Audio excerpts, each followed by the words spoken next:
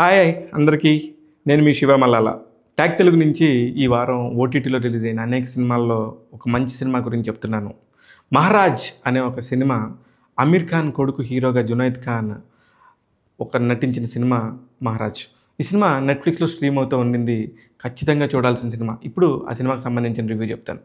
ఇప్పుడు మనకి స్వామీజీలు అనేవాళ్ళు ఎలాంటి పరిస్థితుల్లో ఉన్నారనేది, ఎప్పుడైనా చిన్న విషయం జరిగినా గవర్నమెంట్కి కానీ కోర్టులకు కానీ చాలా పెద్ద విషయాల్లో జరుగుతూ ఉంటాయి గొడవలు. స్వామీజీ అనేవాళ్ళు ఎందుకు అంత పాపులర్ అయ్యారు అంటే, దేవుడికి ప్రజలకి మధ్యలో ఒక బ్రిడ్జ్ కావాలి. ఆ బ్రిడ్జ్ పేరే ఈ బాబా రూపంలో అవతారం ఎత్తారు. ఇది ఇప్పుడిప్పుడే వస్తున్న వ్యవస్థ అనుకుంటున్నారేమో. 1850వ సంవత్సరంలో జరిగిన ఒక వింత సంఘటన గురించి నెట్ఫ్లిక్స్లో ఒక సినిమాగా విడుదలైంది. అమీర్ ఖాన్ మొదటి భార్య కొడుకు జునైద్ ఖాన్ హీరోగా నటించిన సినిమా, మొదటి సినిమా. అసలు ఎంత ఫ్యాంటాస్టిక్గా ఉందంటే చాలా చాలా చాలా బాగుంది. ఖచ్చితంగా అది నెట్ఫ్లిక్స్లో స్ట్రీమ్ అవుతుంది. ఆ సినిమా పేరు 'మహారాజ్'. 1860వ సంవత్సరంలో కోర్టు హీరింగ్కి వచ్చిన ఒక కేసు, వైష్ణవులకి వైష్ణవ జాతిలోనే పుట్టి అసలు వైష్ణవత్వం లేదు, ఏమి లేదు, మానవ సేవే మాధవ సేవ, ప్రజలందరూ ఒక్కటే, మీరు ఓన్లీ బ్రిడ్జ్ మాత్రమే అని చెప్పిన ఒక లాయర్ కథే 'మహారాజ్'. అసలు ఒక వైష్ణవ కుటుంబంలో పుట్టి తన 10వ ఏటనే తల్లిని పోగొట్టుకున్న అతను ఒక మేనమామ దగ్గరికి వస్తాడు. అక్కడి నుంచి అక్కడున్న ఏరియాలో వైష్ణవుడిగా ఉన్న జేజే, అసలుకి ఆ జేజే అంటే ఆయన కాలు కింద పెడితే ఎక్కడ ఇబ్బంది పడుతుందో, స్వామివారి కాలు ఎప్పుడు కింద పెట్టకూడదు అన్నట్టుగా ఆ ప్రాంత ప్రజలందరూ కూడా చేతుల్ని పెట్టి, ఆయన బయటకు వచ్చినప్పుడు అంతా ఆయన ఎంత దూరం నడిస్తే అంత దూరం ప్రజల చేతులు మించే ఆ స్వామీజీ నడుచుకుంటా సైలెంట్గా వెళ్తాడు. అలాంటి పాత్రలో నటించారు జయదీప్ అహ్లావత్. జయదీప్ అహ్లావత్ అనేవాడు ఎంత పర్ఫెక్ట్గా ఆ సినిమాకి పనిచేశాడంటే, మీరు గతంలో కనుక గమనిస్తే 'జగదేక వీడవతలో సుందర్'లో అమరీష్ పురి టైప్లో సైలెంట్గా ఉంటూ ఎంత వైలెన్స్ని క్రియేట్ చేస్తాడో అంత వైలెన్స్. ముఖ్యంగా ఇక్కడ చెప్పుకొచ్చాల్సిన అంశం ఏంటంటే, 1860లో జరిగిన ఆ కేసు ఏంటి, అతను పోరాటంలో నుంచి ఒక జర్నలిస్ట్గా మారి, ఆ జర్నలిస్ట్గా తన రాతలతోని అక్కడున్న ప్రజలందరినీ ఎంత ఇంప్రెస్ చేశాడు. అలా ఇంప్రెస్ చేసే క్రమంలో ఈ జేజే అనే ఒక భక్తికి సంబంధించి మూఢనమ్మకాలన్నీ ఉన్న వాళ్ళందరికీ కూడా ఎలా కళ్ళు తెరిపించాడు జేజేతో పోరాటం చేసి అనేదే 'మహారాజ్' సినిమా. విచిత్రం ఏంటంటే, సిద్ధార్థ్ మల్హోత్రా దర్శకత్వంలో వచ్చిన ఈ సినిమా పకడ్బందీగా, ఎంత పకడ్బందీగా అంటే ప్రతి ఒక్క సీన్ కూడా మీరు 2 గంటల 40 నిమిషాల సినిమా అప్పుడే అయిపోయింది అనిపిస్తుంటుంది. 'దిల్వాలే దుల్హనియా లే జాయేంగే' సినిమా లాంటి ఒక అద్భుతమైన సినిమాని తెరకెక్కించిన ఆదిత్య చోప్రా ఈ సినిమాకి నిర్మాత బాధ్యతలు వహించి ఒక అద్భుతమైన కథని ప్రేక్షకులకు అందించారు. భారతదేశంలో జరిగిన ఒక ఒరిజినల్ కథ, ఒక ఒక ఒక ఒక ఎంత హేయమైన చర్య అంటే, పూర్వకాలంలో చెప్పుకునేవాళ్ళు, అది నేను అబద్ధమా నిజమా అనేది నాకు కూడా ఎప్పుడు ఒక డౌట్ ఉండేది. కొత్తగా పెళ్ళైన స్త్రీలు కానీ, ఒక ఆల్రెడీ వాళ్ళు కొంచెం టీనేజ్కి వచ్చిన స్త్రీలు ఆ బాబాల స్వామీజీల దగ్గరికి వెళ్ళి చరణ సేవ అనే ఒక సేవ చేసేవారట. విచిత్రం ఏంటంటే, అప్పుడు తమ భర్తలు, తమ కుటుంబ సభ్యులే చరణ సేవకని పంపిస్తారు. చరణ సేవ అంటే ఆ స్వామీజీతో సెక్స్ కార్యం చేయటమే చరణ సేవ.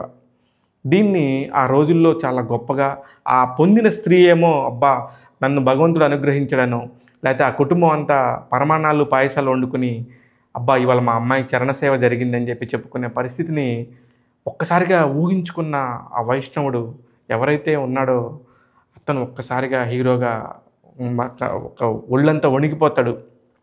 అందులో విచిత్రం ఏంటంటే, ఆ ట్విస్ట్ మీరు అక్కడ సినిమాలు చూస్తేనే బాగుంటుంది. ఆ ట్విస్ట్లో నటించిన హీరోయిన్ అర్జున్ రెడ్డి, హీరోయిన్ శాలిని పాండే, కిషోరి అనే పాత్రలో చాలా అద్భుతంగా నటించింది. అప్పుడు అక్కడ ఏం జరిగింది అనేది మాత్రం మనం సినిమాల్లో చూస్తేనే బాగుంటుంది. ఏదైనా 'మహారాజ్' సినిమా అనేది ఒక చారిత్రాత్మకమైన సినిమా, ఒక ట్రూ స్టోరీ. ఒక లాయర్కి ఒక శ్రీ వైష్ణవుడు అని చెప్పుకొని అందరికీ బాబాజీలుగా పూజించబడే ఒక వ్యక్తికి మధ్య జరిగిన ఘర్షణ ఏదైతే ఉందో, ఆ తర్వాత మీడియాని అణగదొక్కటం అనేది ఆ రోజుల్లోనే ఉంది.